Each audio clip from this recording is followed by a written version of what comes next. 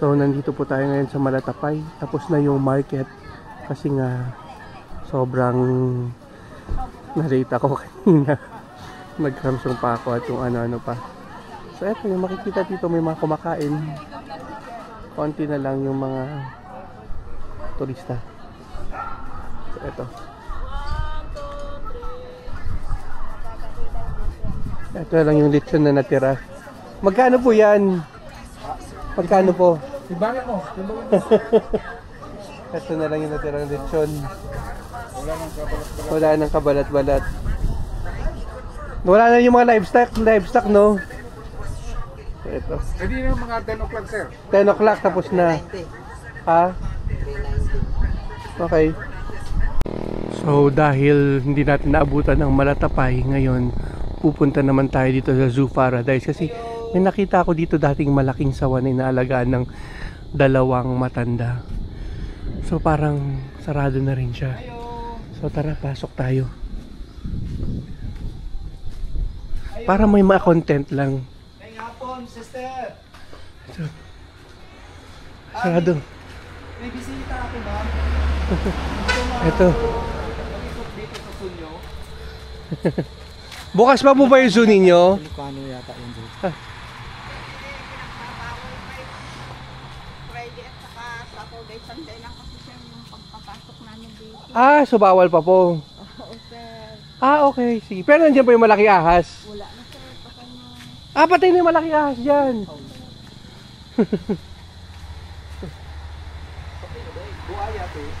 So bawal pa. So wala. Sir kasi close kami. Ah, close kayo. Okay po, sige. Salamat po na. Pasensya na po. Pasensya na. Thank you. Saturday, Sunday lang sir. Ah, Friday, Saturday, Sunday. Okay, thank you, Nay. Thank you po. Oo, okay lang, walang problema. So matagal nang patay yung malaking ahas dyan. Ah, okay. Kaya nag-aalaga nun, di ba? Thank you po. So yun. Okay, walang problema. Ma'am na, ay, ayan pala, oh. During Oo nga eh. Sunday only. Sarado, wala tayong magagawa. Wala tayong magagawa. May malapit bang beach dito or kwan, wala nang makikita. Wala na, sir. Okay. Sige, papunta na tayo ng sige, Dumaguete. Dumaguete. Tignan na natin kung may maganda sa Dawin. Sige, Kukunan ko lang. Sige, sir. Doon tayo sa ano, sir, Bungo-Bungo. Sige, sige, kung may madaanan tayo. Basta along the way lang. Sige, sir. Along the way, sir, wala tayong makikita. Ano lang. Ano yung Bungo-Bungo? Ano lang din, sir? Malapit sa baybayin. Baybayin ng Dagat. Tapos nakikita mo mga resort doon. Tapos may mga foreigner na naliligo ng mga lokal. saan yun? Dumaguete, Dawin? Sa Dawin. Dawin. Okay. Sige, punta tayo sa Bongo-Bongo Dawin naman ngayon. Okay, sir. So, ganyan talaga. Ito yung mga travel misadventures natin. Dito, sir, halos mga tubo ang ano dito. Halos tubo. Tubo. Opo. Pagkabuhayan ng mga tao dito. So, residente po kayo ng Sambuanga? Sa bayan talaga, sir.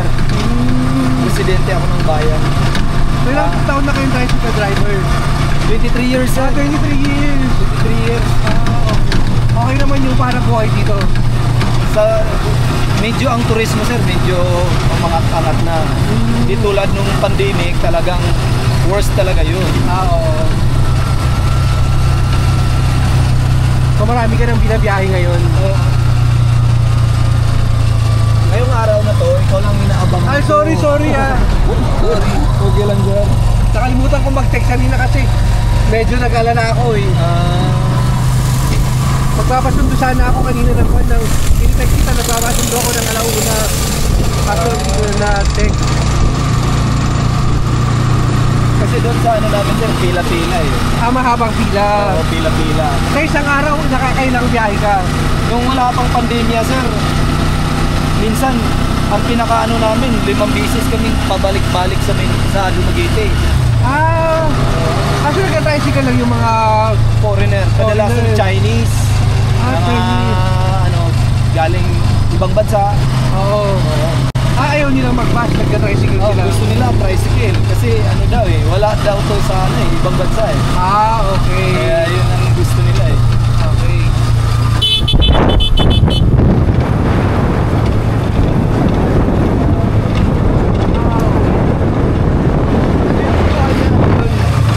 Ano yung mga grass na yun? Saan nyo gagamitin?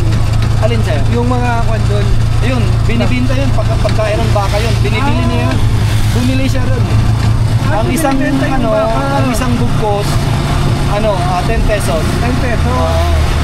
Pagdating doon sa bayan, 18 pesos naman ang each, ang bawat isa. Ah, okay. So, binibenta rin pala yun. Kaya sila pumupunta dito, bumibili, mura lang. Kasi pag doon, mahal na eh, kabayan.